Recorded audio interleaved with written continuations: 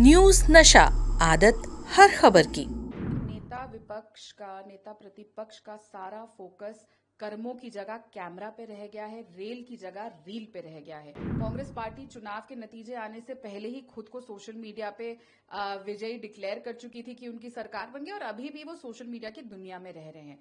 Drama करके मुद्दे बनाने की कोशिश करते हैं। हाथरस में जाके उन्होंने ड्रामा किया, और आज हम देख रहे हैं दोबारा रेलवे स्टेशन पे एक और ड्रामा। छोटे सूटकेस पहिए वाले जिनको घसीटा जाता है, उनको अपने सर पे लेके घूम रहे थे।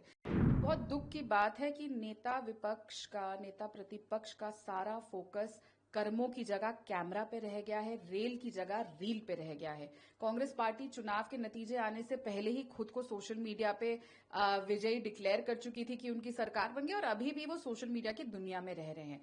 राहुल गांधी जी को जहां मुद्दे नहीं मिलते, वहां पे वो ड्रामा करके मुद्दे बनाने की कोशिश करते हैं।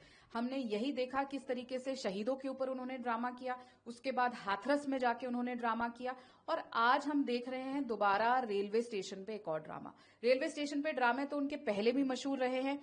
वो पहले भी कुलियों को मिलने गए थे, और जब कुलियों से मिले थे तो वहां पे भी उन्होंने ड्रामा किया था, जब खाली छोटे छोटे सूटकेस पहिए वाले जिनको घसीटा जाता है, उनको अपने सर पे लेके घूम रहे थे।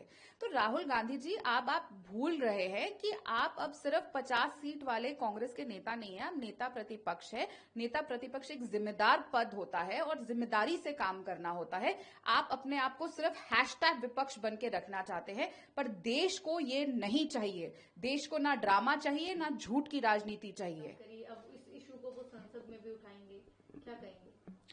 देखिए, राहुल गांधी जी को कोई इशू संसद में उठाना है, उनको कोई रोक नहीं रहा, लेकिन संसद में उनको सच बोलना चाहिए। हमने देखा कि अब की बार सदन में उन्होंने लगातार झूठ बोले, और लगातार पहली बार हुआ कि प्रधानमंत्री जी को खड़ा होना पड़ा, क्योंकि नेता प्रतिपक्ष लगातार झूठ बोलते आ रहे थे। उन्होंने किसानों की एमएसपी पे झूठ बोला, उन्होंने हमारे अग्निवीरों के ऊपर झूठ बोला, और अब मैं उम्मीद करती हूं कि अगर वो मुद्दा उठाएंगे तो उस पर राजनीति नहीं करेंगे, और साथ ही ये भी उम्मीद करते हैं कि वो अखिलेश यादव जी से भी बुलवाएंगे। तालमेल पहले अपने घर में बनाए, और अखिलेश यादव जी को इसको सेम पेज पे लेकर जाए, और ड्रामा करना बंद करे, झूठ की राजनीति करना बंद करे, क्योंकि उनकी झूठ की राजनीति के चलते उनके खुद के साथी अखिलेश यादव भी उनपे संसद के ऊपर हंसते रहते हैं।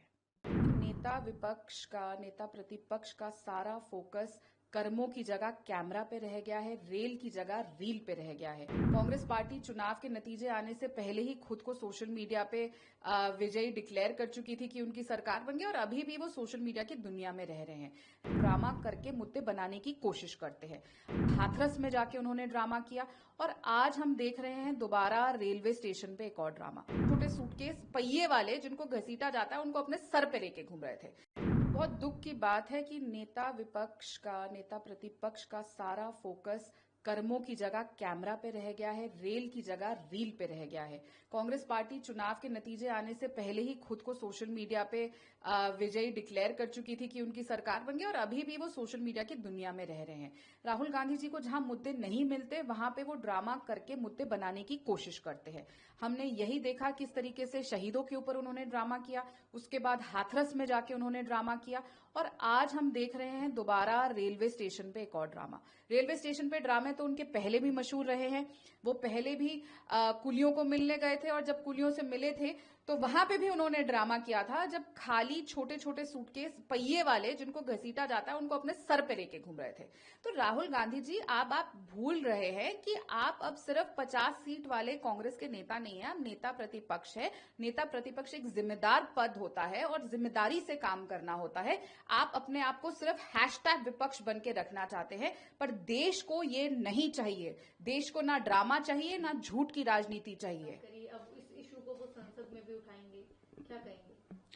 देखिए, राहुल गांधी जी को कोई इशू संसद में उठाना है, उनको कोई रोक नहीं रहा, लेकिन संसद में उनको सच बोलना चाहिए। हमने देखा कि अब की बार सदन में उन्होंने लगातार झूठ बोले, और लगातार पहली बार हुआ कि प्रधानमंत्री जी को खड़ा होना पड़ा, क्योंकि नेता प्रतिपक्ष लगातार झूठ बोलते आ रहे थे। उन्होंने किसानों की एमएसपी पे झूठ बोला, उन्होंने हमारे अग्निवीरों के ऊपर झूठ बोला, और अब मैं उम्मीद करती हूं कि अगर वो मुद्दा उठाएंगे तो उस पर राजनीति नहीं करेंगे, और साथ ही ये भी उम्मीद करते हैं कि वो अखिलेश यादव जी से भी बुलवाएंगे। तालमेल पहले अपने घर में बनाए और अखिलेश यादव जी को इसको सेम पेज पे लेकर जाए और ड्रामा करना बंद करे, झूठ की राजनीति करना बंद करे, क्योंकि उनकी झूठ की राजनीति के चलते उनके खुद के साथी अखिलेश यादव भी उन पे संसद के ऊपर हंसते रहते हैं।